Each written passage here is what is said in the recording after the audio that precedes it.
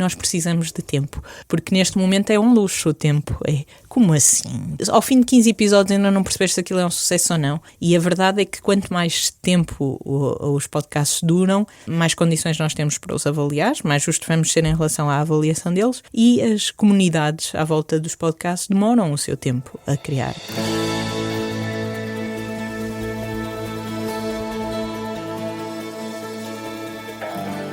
Olá, bem-vindo ao Por Dentro Com, o podcast onde é possível mergulhar no universo dos podcasts, onde se exploram tendências e se dá voz a convidados que fazem a diferença neste meio. E, é claro, dá para espreitar os bastidores do podcast. Eu sou a Elizabeth Costa e hoje temos um episódio recheado de insights para quem já tem um podcast ou está a pensar criar um. O tempo é um luxo no mundo dos podcasts? E até que ponto a beleza deste formato está no facto de ser de nicho?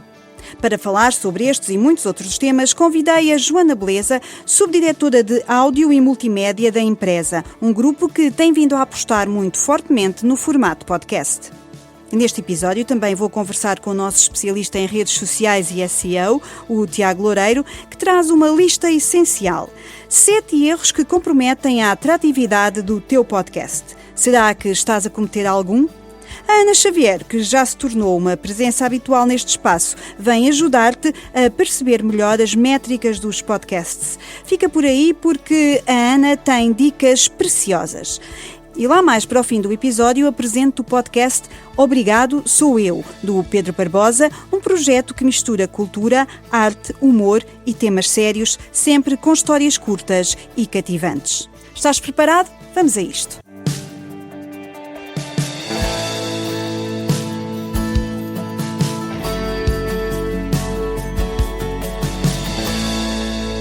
Para a Joana Beleza, subdiretora de áudio e multimédia do grupo Empresa, o tempo é um verdadeiro luxo no mundo dos podcasts. Mas o que torna um podcast especial, para ela, é o facto de ser um conteúdo feito à medida para cada pessoa, onde a paixão e o empenho do autor fazem toda a diferença. A Joana começou no Grupo Renascença, mas há mais de 10 anos que faz parte da Empresa, onde hoje é subdiretora de áudio e multimédia. E se há coisa que a Empresa tem feito é apostar fortemente no formato podcast. Mas há um outro lado da Joana que me fascinou. O seu sonho de levar os podcasts às escolas, trabalhando com adolescentes e jovens para dar voz a uma nova geração de criadores de conteúdo.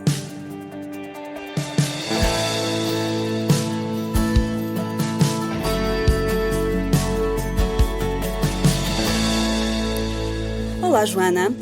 Olá. Bem-vinda. És mesmo uma apaixonada por podcasts. Como é que surgiu esta coisa na tua vida, deste formato tão fantástico? Sim, eu sou viciada em podcasts. Okay. Ouço os meus podcasts e os podcasts de toda a gente que eu consigo apanhar na rede. Não tenho tanto tempo como tenho muitos podcasts, faço a gestão de muitos podcasts, não tenho tanto tempo como gostaria para ouvir. E muitas vezes chego ao fim de semana já tão cansada de fazer a coordenação de vários podcasts que penso, não, agora vou só ouvir um bocadinho de música. Ninguém a falar, mas sim, sou viciada, adoro. E achas que os podcasts servem para contar grandes histórias? Ou servem para quê? Servem completamente para contar grandes histórias, mas não são só uma companhia e uma forma de nós passarmos o tempo acompanhados por uma boa história.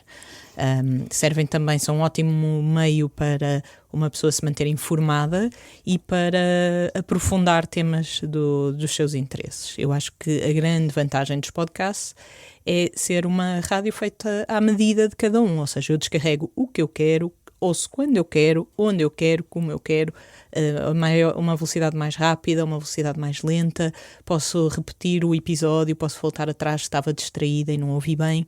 E, portanto, eu acho que não é só uma companhia, não é só para ocupar ali o nosso ouvido e nós sentirmos que, ok, estou aqui a arrumar a louça e consigo estar a ocupar o tempo a fazer outra coisa útil.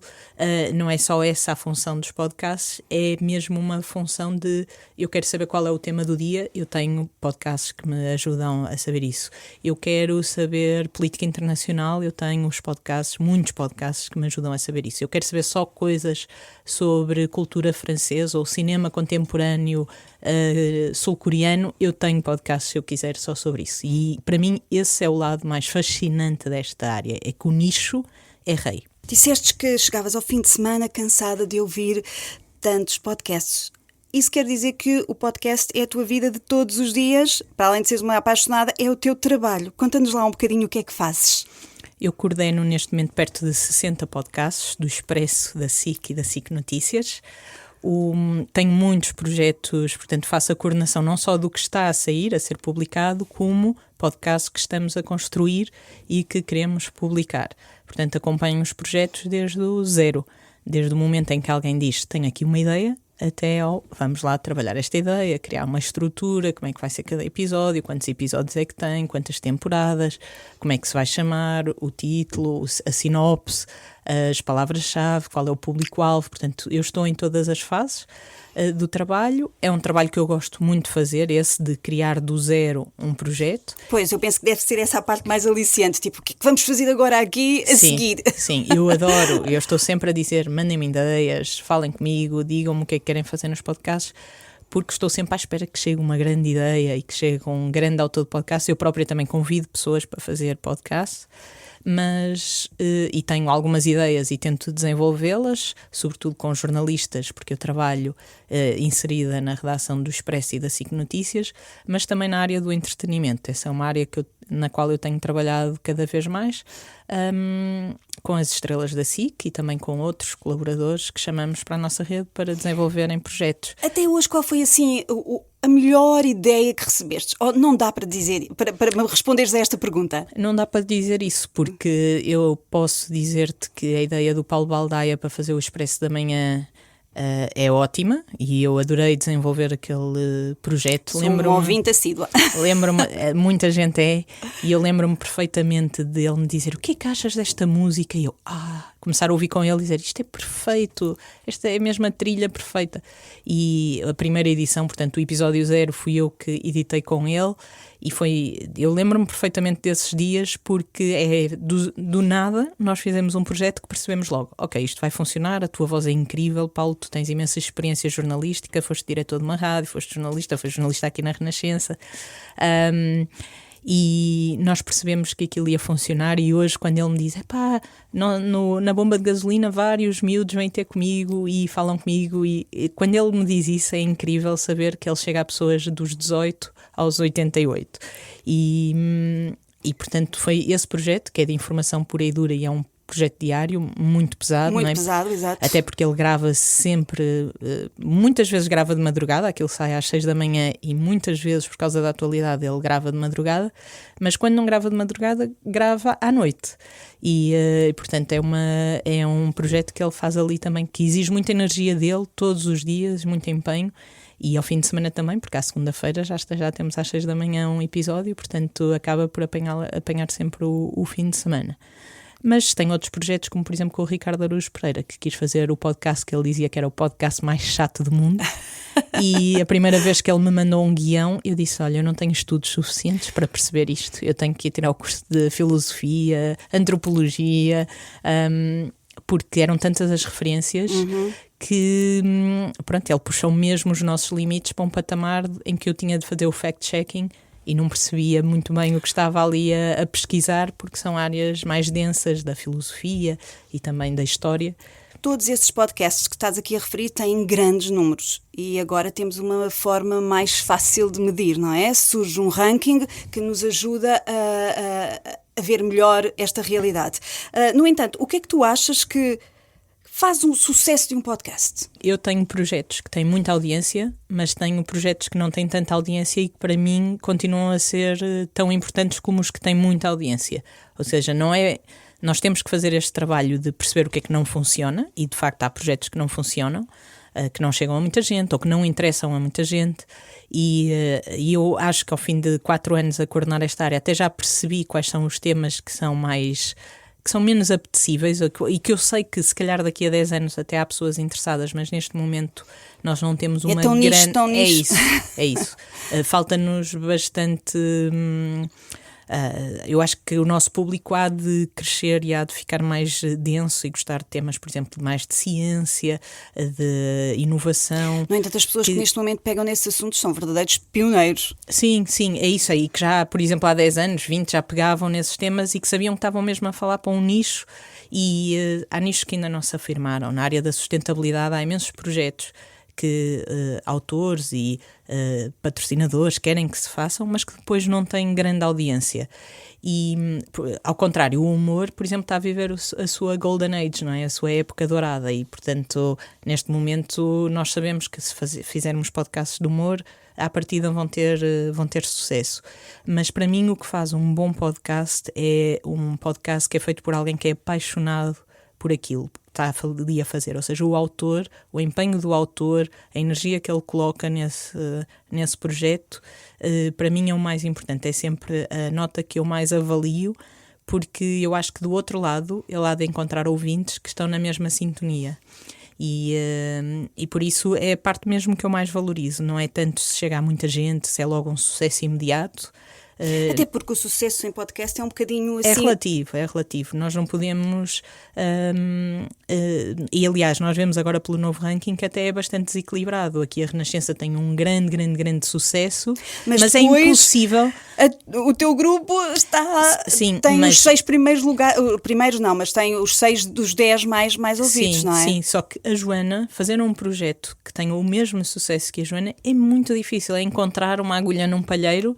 Claro que andamos todos à procura disso, mas ela de facto é muito forte, tem muitos anos já, não é? Portanto o podcast tem muitos anos de vida. Achas que isso também é importante para o sucesso do podcast? Eu acho que o tempo, consistência, sim, o tempo. O tempo é importante. Porque as pessoas pegam às vezes numa boa ideia, mas depois, como não dá resultados ao terceiro episódio... O tempo é muito importante e é cada vez mais difícil nós justificarmos perante todos, não é só perante as chefias, mas nós precisamos de tempo, porque neste momento é um luxo o tempo. Como assim? Ao fim de 15 episódios ainda não percebes se aquilo é um sucesso ou não. E a verdade é que quanto mais tempo os podcasts duram, mais condições nós temos para os avaliar, mais justos vamos ser em relação à avaliação deles, e as comunidades à volta dos podcasts demoram o seu tempo a criar, não é? Demoram o seu tempo também Aqueles que estão bem posicionados se calhar já têm também esse tempo. Eu agora não tenho aqui todos de memória, mas não são projetos absolutamente novos. Não, por exemplo, o programa cujo nome nós estamos legalmente impedidos de dizer tem imensos anos, tem mais de 20 anos. O Eixo do Mal, idem, ou seja, já tinham a sua comunidade na televisão. No caso do programa cujo nome estamos legalmente impedidos de dizer, já existia na rádio, depois passou para a televisão, depois muda de canal de televisão, passa a ser emitido em podcast. Ele tinha uma comunidade que foi crescendo, foi evoluindo com ele e que foi até mudando de pista, mas mantendo-se fiel àquele quarteto. O mesmo para o Eixo do Mal e para outros projetos, como o Irritações, que é um projeto da SIC e que não é do canal principal da SIC, mas que em podcast é fortíssimo. O Alta Definição, por exemplo, que nós também hoje em dia publicamos em podcast, é fortíssimo em podcast e é fortíssimo em televisão, mas os públicos não são os mesmos, não são as pessoas que vêm na televisão que vão ouvir em podcast. Era isso que eu te ia perguntar. Sendo especialista nesta área, incomoda-te esta questão que às vezes surge de que o que é programa de televisão, o que é programa de rádio, o que é podcast, geres bem isto ou... Também tens as tuas dúvidas? Eu acho que faço uma boa gestão disso porque I don't care. Eu não quero saber da televisão, eu não quero saber do papel, eu estou super focada no digital. Foi sempre a área em que eu trabalhei, é a área em que eu acredito. Portanto, é uma pista própria dentro das grandes organizações de comunicação social. Deve ser encarada como uma pista própria, com regras próprias, meios próprios, tem que ter um orçamento próprio e chefias próprias. Isso é o que eu defendo.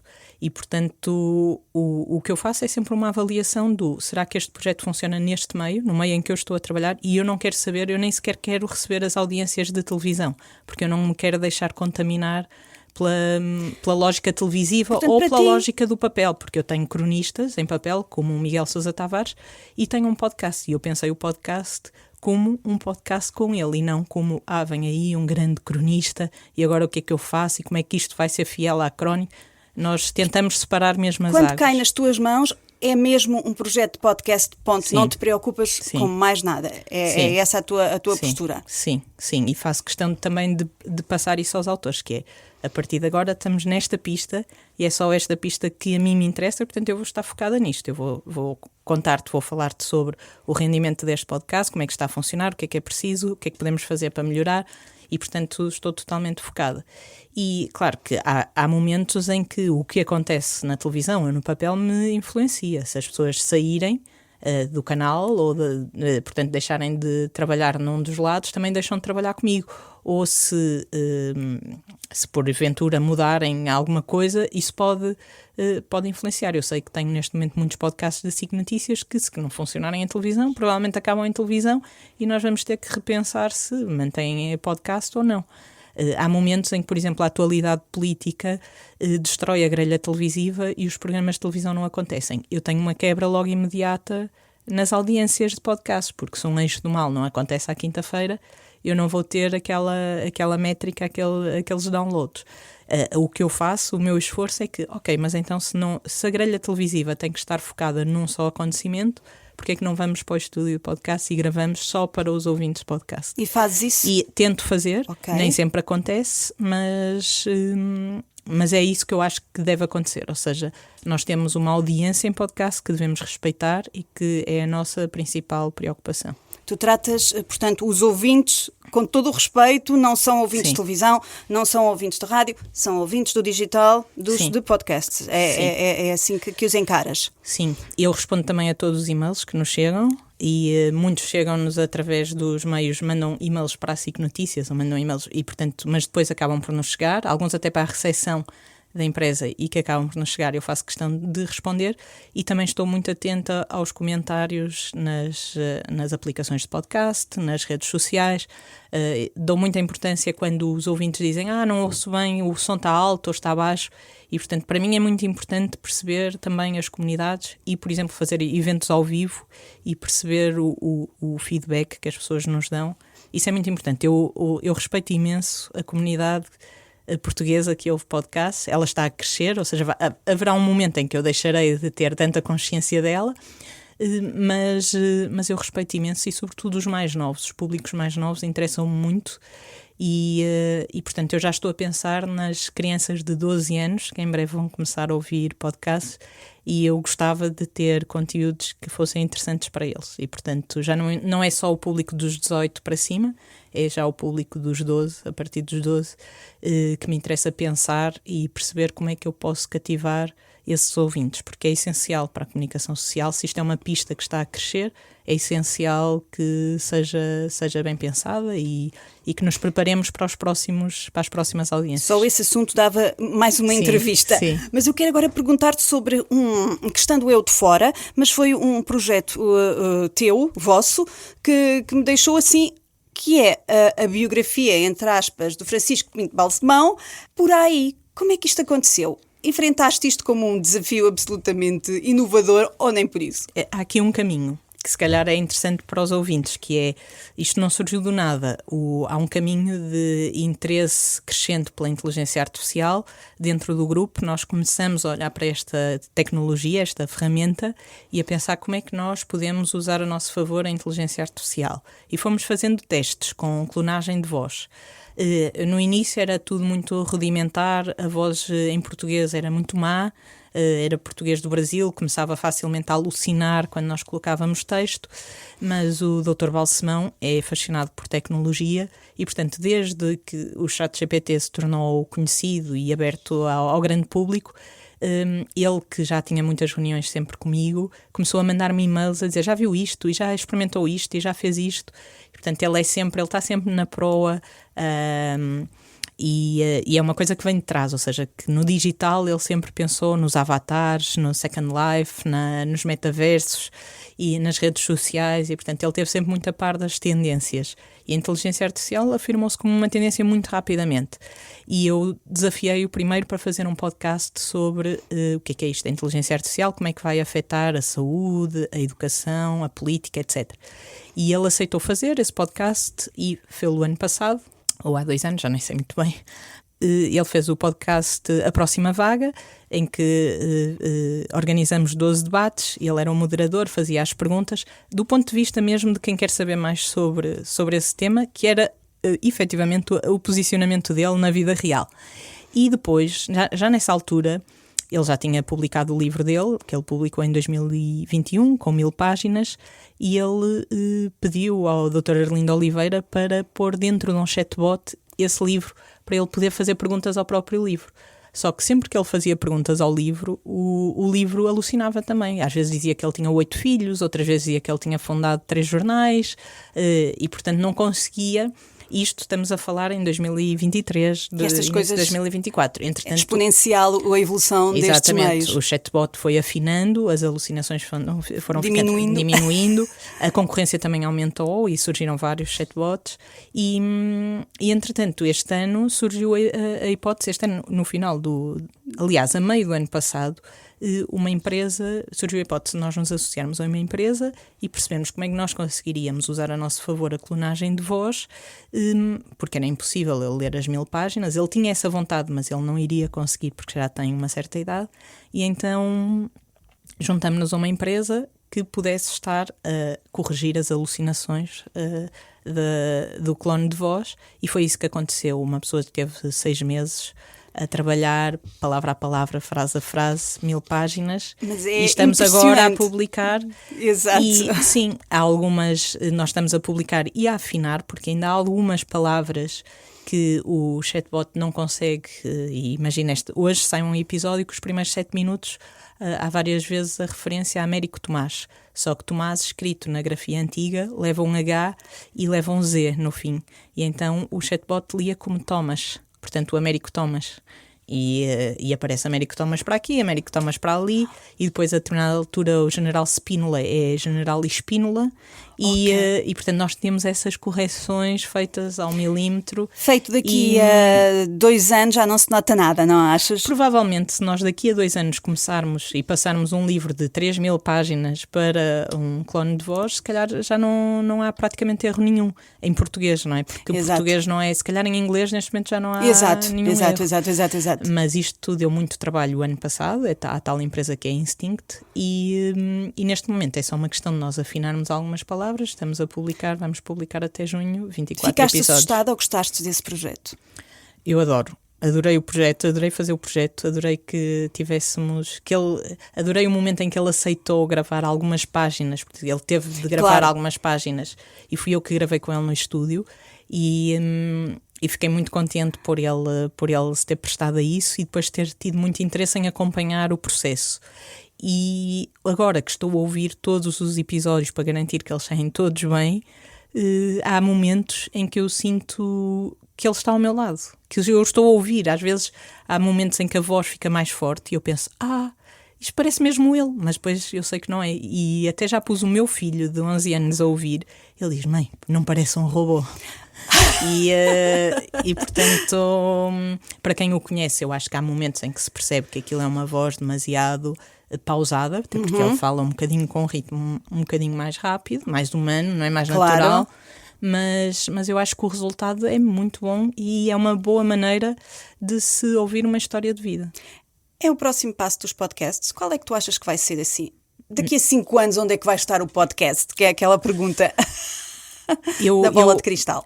Eu acho, assim, 5 anos é pouco tempo. Se tu me perguntas assim, se daqui a 50 anos ou daqui a 30 anos está tudo a usar inteligência artificial e já é só inteligência artificial, se calhar é. Se calhar nós não vamos mesmo perceber a diferença entre um humano e um robô e, portanto, eu não faço esse tipo de futurologia. Agora, a curto prazo e a médio prazo, eu acho que é impossível fazermos muitos projetos destes porque dá muito trabalho estar a afinar.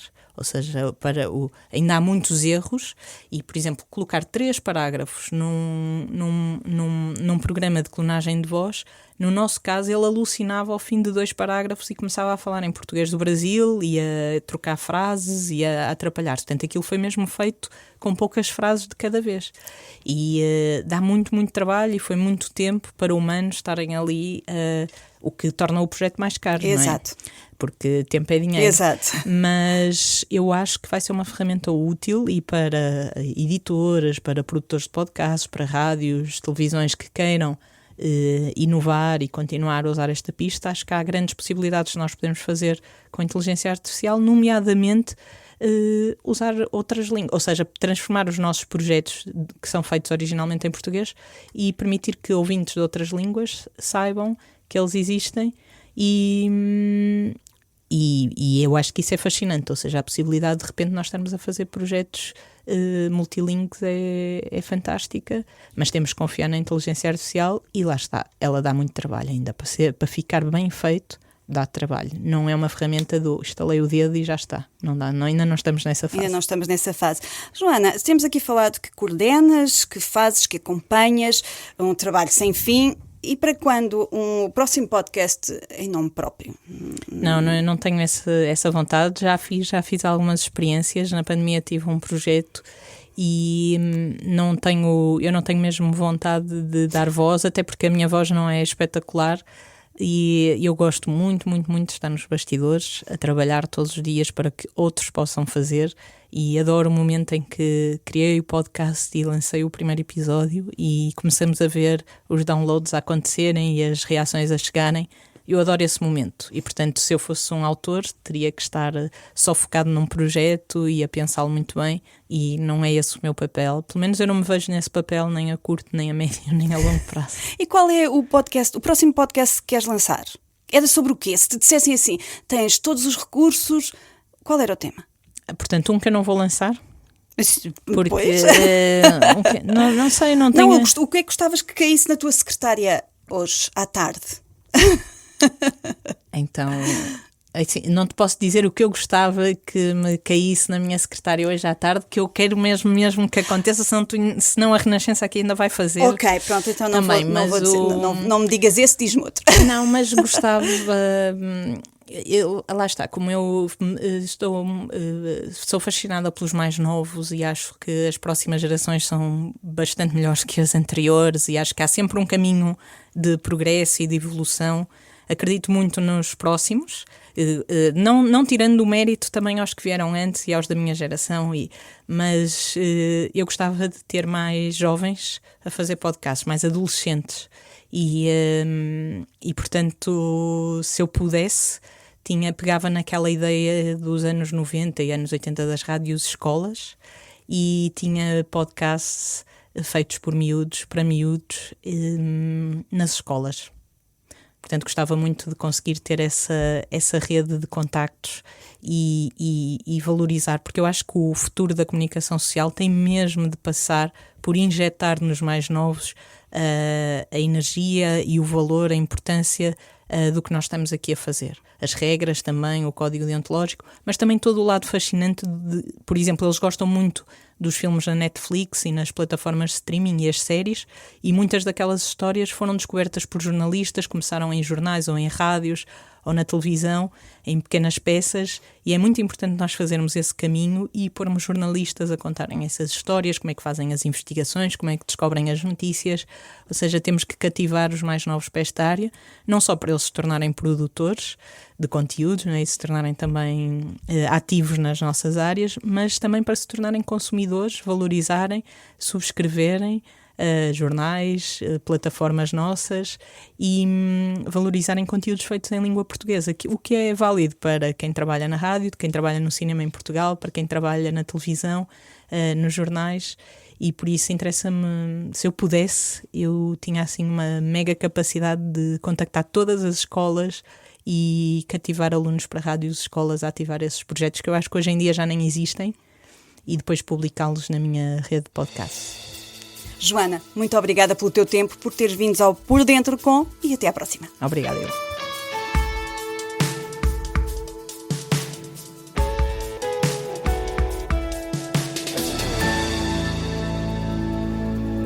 Tens um podcast e achas que estás a fazer tudo bem? Se calhar não. O Tiago Loureiro, especialista em SEO e redes sociais e presença habitual no Por Dentro Com, identificou 7 erros que comprometem um podcast. Erros que podem estar a comprometer a credibilidade do teu projeto. Ouve a conversa que se segue e percebe se estás a cair em algum deles.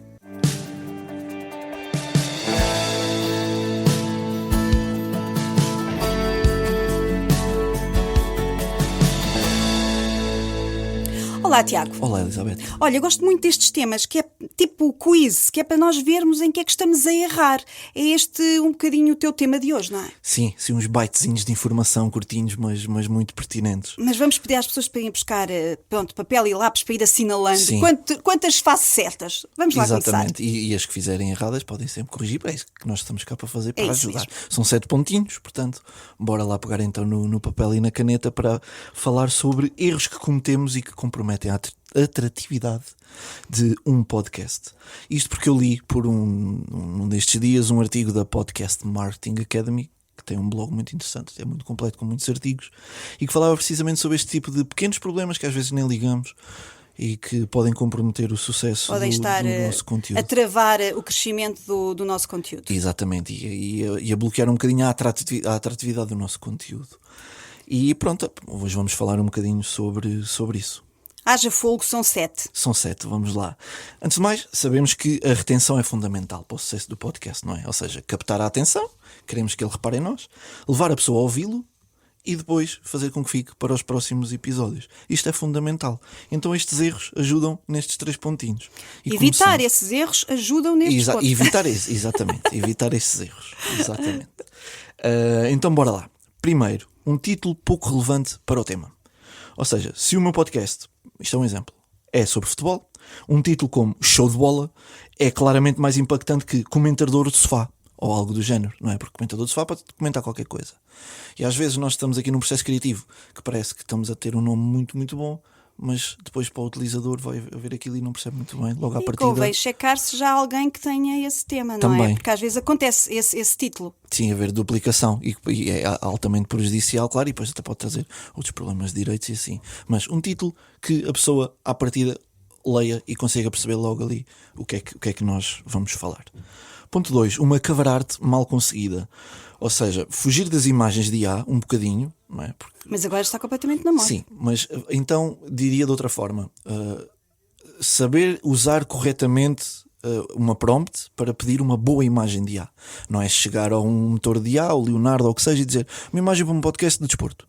E sai dali qualquer coisa e está bom, siga. Não. Convém tirarmos aqui um bocadinho de tempo, criar uma imagem apelativa e relacionável. Isso é muito importante, a chamada thumbnail, que é para toda a gente olhar à primeira. Claro, como sempre se disse, não é? Os olhos comem, e uma imagem apelativa e que vá ao encontro do que é o nosso conteúdo é muito, muito importante. Portanto, vamos tirar aqui um bocadinho de tempo para pensar na nossa arte. O que é que eu também desaconselho é as capas com a nossa cara. Ou seja, a não ser que eu seja uma figura pública, que as pessoas olham para mim e reconhecem-me automaticamente legitimidade e vão-me querer ouvir, se ninguém me conhece, acho que estar a ocupar uma cover art com a minha cara, por muito bonito que eu seja e que Elizabeth acho que as pessoas não vão olhar para nós e dizer... podemos guardar essa sim, parte senhor, para uma segunda fase, certo, quando já formos podcasters extremamente famosos. conhecido, mas até lá acho que não me parece fazer muito sentido, porque rouba espaço a informação que se calhar faz falta estar na cover art. Terceiro, a descrição do podcast ser só isso mesmo, descritiva. Ou seja, dizer que o meu podcast é sobre finanças pessoais e que todas as semanas eu vou dar dicas de como poupar é claramente menos apelativo do que dizer todas as semanas vou-te dar uma dica e no fim do ano vais conseguir comprar um carro novo. Isto é muito mais gancho, é muito mais apelativo, há um propósito. Estamos a dizer ao nosso ouvinte que há aqui qualquer coisa muito específica a ganhar. E isto parecendo que não, cativa. Faz a diferença. Faz muito, muito a diferença. Ponto 4. A falta de foco. Isto já dentro do conteúdo. É verdade que, e já falámos sobre isso noutro episódio sobre atenção, de construir um storytelling à volta daquilo que estamos a narrar, mas também ninguém quer ouvir num podcast de, mais uma vez, futebol, por exemplo, ninguém quer ouvir tipo 15 minutos do como é que foi o meu dia. Porque eu hoje estou a gravar o podcast, mas estou muito arreliado porque me aconteceu isso e aquilo. Não, a pessoa está aqui para ouvir o teu comentário de desporto. Vamos encostar um bocadinho essas divagações. De onde é que eu tomei o pequeno almoço, isso mesmo. E o ponto 5 é o contrário do que eu estou aqui a dizer. Que é, também não convém ser uma coisa muito rígida, não é? Bem, hoje vamos falar sobre futebol, vamos falar sobre esta jornada, o Clube X ganhou e houve penaltis por assinalar, não sei o quê. Mas tu queres mesmo que eu te pergunte o que é que comeste ao pequeno almoço? Certo. É importante. Estamos aqui para dar algum tipo de ferramentas para os podcasters trabalharem. Portanto, vamos lhe dar informações úteis. Vá lá, Tiago. Vamos a mais erros. Sim. E informação útil, mas não ir straight to the point. É Okay, este o ponto 5, que é: se somos muito rígidos, a história também não é envolvente, não há tensão. Aquela tensão que estávamos a falar dos open loops, falámos em episódios passados. Exatamente. Também não tem grande interesse a pessoa. Aqui ir ouvir o episódio passado, onde falamos sobre isso. Exatamente, sim. No episódio anterior. Não tem história, se não tem história não envolve. É só factual, envolve pouco. Portanto, também não tanto ao mar, não tanto à terra, bora lá. Storytelling, mas também evitar a história do pequeno almoço, um bocadinho. Ok. Ponto 6. Falta de pensamento analítico. O que é que isto quer dizer? Isto é mais filosófico. É um bocadinho filosófico, analítico e exato, sintético. Exato. É estarmos fechados na nossa casinha, que é, vou gravar o meu podcast, não quero saber o que é que os outros que têm podcasts sobre o mesmo tema andam a fazer, não quero saber quais é que são as tendências, não quero ler sobre mais nada, quero estar aqui fechado dentro do meu casulinho a dizer coisas como me apetece e não quero saber mais nada. Isto é claramente, para quem quer ter sucesso, é fatal, porque quem quer escalar tem que estar atento a estas coisas. Se a pessoa não quer ter sucesso, está tudo certo. Ok, também é uma hipótese. É legítimo, mas para quem quer é muito importante estar atento a tudo o que se passa à volta. E o último ponto é o nome de episódios aleatórios. Isto porque eu reparei esta semana num podcast que até é muito ouvido, é dos mais ouvidos até do país, cujos os nomes dos episódios é episódio 99, episódio 100, episódio 58. Assim meio filosófico, não é? Tipo, eu sou muito conhecido. Não preciso disso. Não preciso de descrição. Ok. A verdade é que, para quem já ouve aquele podcast, religiosamente, é-me um bocado indiferente, porque eu vou ouvir e vou. Então, mas e pensar no público novo? E pensar na pessoa que ouviu um bocadinho do podcast no carro, ou onde seja, e depois quer ir recuperar mais tarde. Vai aos motores de pesquisa e vai pesquisar. Aquele podcast que fala sobre alguém que fez não sei o quê. Não está na descrição? Não está na descrição, não vai bater. Okay. Portanto, isso é muito giro, eu sou muito famoso. E posso só escrever posso só aqui dizer, hoje é o 100, porque exato, é o 100. Porque é o 100, exato. Mas isto é claramente prejudicial para quem não segue com tanta regularidade, ou seja, é prejudicial para conquistar um novo público. Portanto, é de evitar isto também. Agora, as pessoas que fizeram 7 cruzinhas e que fazem todos os erros, não desesperem, não é? Claro. Isto vai-se ganhando com o tempo a fazer estas coisas com com mais foco, como dizias aqui num dos itens que falámos. Portanto, malta, a seguir vamos pôr certos conforme formos corrigindo estes pequenos pormenores no nosso conteúdo. É isso mesmo, e é por isso que cá estamos também, para trazer aquilo que também sabemos e ajudar toda a gente. E voltamos no próximo episódio com mais dicas, seguramente. Obrigada, Tiago. Obrigado, Elizabeth.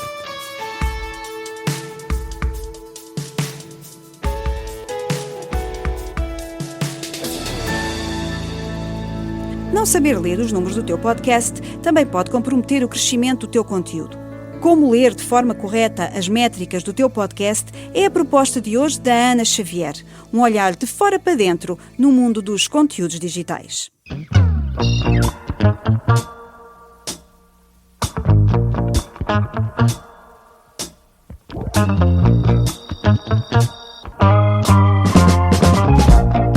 Queres crescer o teu podcast em 2025 de forma estratégica e sem stress? A primeira coisa que tens que fazer é deixar-te olhar para o número de downloads. E porquê? A ideia de downloads não nos fornece aquela visão completa sobre o que é que acontece e a relação da nossa audiência com o nosso conteúdo. Para começar, downloads muitas vezes não são propriamente registados da forma mais correta em todo tipo de plataformas. Como sabes, existem no Spotify, Apple Podcasts, YouTube, todos têm termos diferentes. E às vezes o download não quer dizer que alguém ouviu efetivamente o episódio. Portanto, se tens 30 downloads no teu episódio, não quer dizer que 30 pessoas ouviram o podcast. Quer dizer que 30 downloads foram feitos para os dispositivos dos subscritores. Ou seja, que outros dados é que temos que olhar? Temos que olhar para o número de subscritores do canal, para o número de ouvintes únicos por episódio. Temos que olhar também para a percentagem de consumo que cada episódio tem, para perceber se temos 300 subscritores, mas apenas 30 ouvintes únicos por episódio quer dizer que nem toda a gente que subscreveu o podcast está a ouvir. Por outro lado, se temos uma percentagem de consumo que vai para além dos 80%, quer dizer que os ouvintes gostam bastante do conteúdo e que estão bastante interessados durante a maior parte do episódio. Portanto, estes são alguns exemplos: número de subscritores, número de ouvintes únicos por episódio e a percentagem de consumo que tens no teu episódio. Focarmos-nos nestes 3 dados e tentarmos melhorar esses é muito mais estratégico que apenas olhar para o número de downloads e tentar crescer o número de downloads. E prometo-te que se experimentares melhorar estas 3 métricas, vai ser muito mais fácil para ti crescer o teu podcast.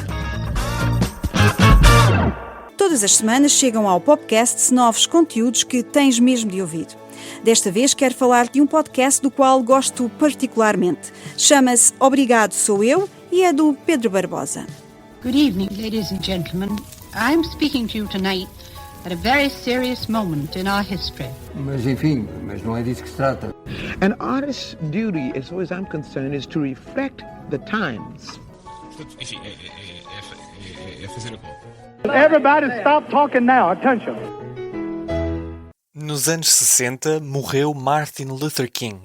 O Brasil inaugurava a cidade de Brasília. Era lançado o filme 2001, Uma Odisseia no Espaço, e surgia a moda da mini-saia. No meio de tanta coisa a acontecer, nascia na Argentina, a partir da imaginação de Quino, a pequena Mafalda. Mas afinal, quem é a Mafalda? É uma criança de 6 anos que adora os Beatles, a democracia e os direitos das crianças, e que odeia a sopa, as guerras e o James Bond.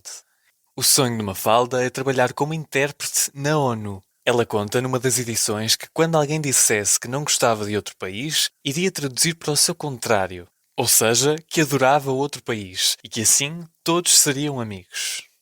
Questiono-me que dilemas teria ou que coisas diria Mafalda olhando para o mundo no estado atual.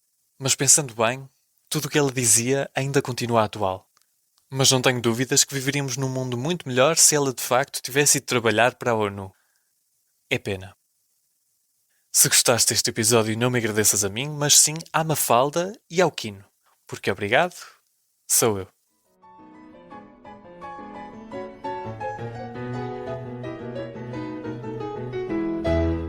Se queres saber mais sobre a Mafaldinha e sobre muitas outras personagens, se gostas de cultura, arte e uma dose de humor misturada com temas mais sérios, este podcast pode ser o próximo da tua lista. São histórias curtas, bem contadas e que te fazem pensar.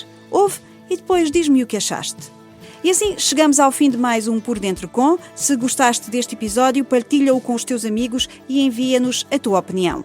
Se quiseres saber mais sobre podcasts, espreita o Popcasts, a plataforma onde encontras uma seleção incrível de conteúdos de áudio para todos os gostos. E faz download da app do Popcasts. Obrigada por estares desse lado. Até ao próximo episódio.